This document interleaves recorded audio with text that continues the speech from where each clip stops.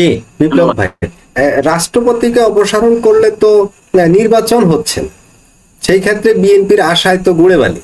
BNP যে ক্ষমতার স্বপ্ন দেখছে সেটা তো আর তাদের পক্ষে সম্ভব হচ্ছে না। আপনি যে একটা কথা বললেন, ডক্টর ইউনূস সরকার চালাচ্ছে না, এখানে অন্য কেউ সরকার চালাচ্ছে, অনেকটা একটা ছায়া সরকার। এই তো মানে টোটালি আপনি বুঝাতে চাচ্ছেন যে মূলত বর্তমানে ক্ষমতাটা নিয়ন্ত্রণ করছে অন্য একটা পক্ষ, বিশেষ করে আপনি জামাতে ইসলামের দিকে ইঙ্গিত করেছেন।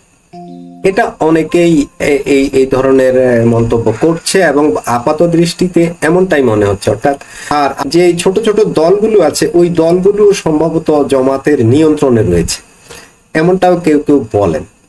যেমন এনসিপি, কি বলে ওই যে জুলাই মঞ্চ, তারপর ইনকিলাব মঞ্চ, এরকম জুলাই ঐক্য আছে না, অনেকগুলো ছোট ছোট সংগঠন, এদেরকে ইভেন এবি পার্টি, হ্যাঁ, এরকম অনেকগুলো দলকেই নাকি জামাতে ইসলাম নিয়ন্ত্রণ করে। তো সেই হিসেবে দেখা যাচ্ছে টোটাল একটা বলয়ে জামাতে ইসলাম, অন্য আর একটা বলয়ে বিএনপি। এইটাই তো ইসলামী দলগুলো তো এখন জামাতের সাথে আন্ডারগ্রাউন্ডে একটা ঐক্য আছে, এরকম না?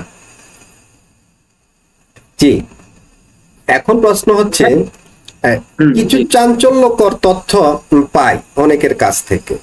যেমন আজকে ডক্টর নাজমুল হাসান কলিমুল্লাহ পূর্ণিয়ার ভিউ চ্যানেলের এক সাক্ষাৎকারে বলেছেন এই 1 মাসের ভিতরে বেশ কয়েকটা ঘটনা ঘটতে পারে, এই ধরনের তথ্য ওনার কাছে। সেটা হচ্ছে টুঙ্গিপাড়ায় বঙ্গবন্ধুর মাজার বুলডোজার দিয়ে গুড়িয়ে দেওয়ার পরিকল্পনা আছে কোনো একটা পক্ষে। ইভেন ওই পক্ষটা জিয়ার মাজারও গুড়িয়ে দিবে। আপনি দেখবেন শাহবাগের ওই টিভি মঞ্চ যেটা, সেটা কিন্তু পরশু রাত্রে ভেঙে ফেলেছে।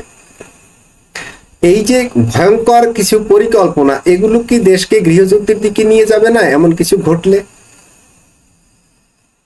দেখেন, বাংলাদেশে যে শক্তি এখন ক্ষমতার নিয়ন্ত্রক, তারা কার্যত পাকিস্তানপন্থী, একটা অংশ আছে মধ্যপ্রাচ্যপন্থী।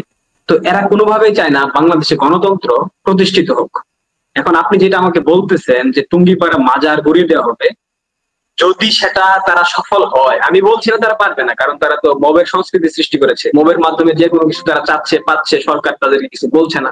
তো সেই জায়গা থেকে আমি পরশুদিন দেখতেছিলাম একটা ফেসবুক স্ট্যাটাস হয়েছে যে জিয়ার যে মাজার সেটাকে গুড়িয়ে দেওয়ার জন্য হুমকি দিয়েছে সম্ভবত ছাত্র শিবিরের একজন নেতা, চট্টগ্রাম অঞ্চলে থাকে তিনি। তো এই মুহূর্তে যদি আপনার জিয়াউর রহমানের মাজার এবং বঙ্গবন্ধু শেখ মুজিবুর রহমানের মাজার গুড়িয়ে দেওয়া হয়, সেই ক্ষেত্রে বাংলাদেশ গৃহযুদ্ধ শুরু হয়ে যাবে এর মধ্য দিয়ে।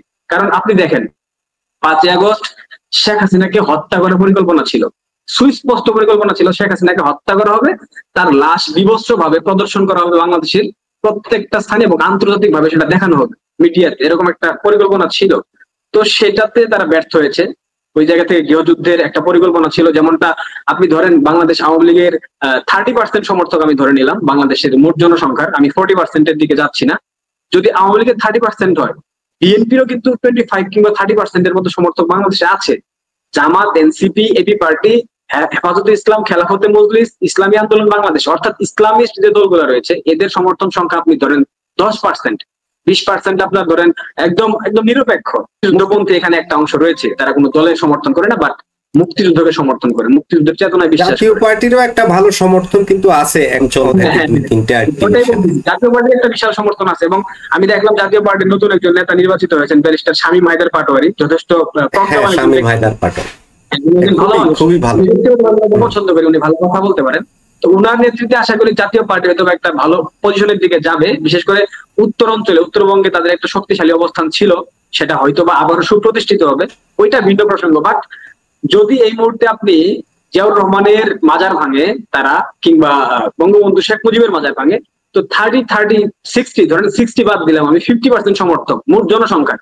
বাংলাদেশের জনসংখ্যা যদি এখন হিসাবের খাতায় 18 কোটি কিংবা 20 কোটি হয়, এর মধ্যে তো 8 কোটি জনগণ আওয়ামী লীগ এবং বিএনপির সমর্থক। তো আপনি 8 কোটি লোকের অনুভূতি, আবেগ, আদর্শ, বিশ্বাস, আস্থার জায়গাটা যদি আপনি দুমড়ে মুচড়ে ভেঙে ফেলে দেন, বা কোনো গোষ্ঠী ভেঙে ফেলে দেয়, বা কোনো মুক্তিযুদ্ধ বিরোধী শক্তি বা যুদ্ধ অপরাধের যারা দূষর বা যারা যুদ্ধ অপরাধীদের দল, তাহলে সেই ক্ষেত্রে বাংলাদেশের গৃহযুদ্ধ নিশ্চিত লেগে যাবে। এটাতে আর কোনো দ্বিমত থাকার কোনো প্রশ্ন আসে না, আমি মনে করছি কোনো প্রশ্ন নাই, এটাই।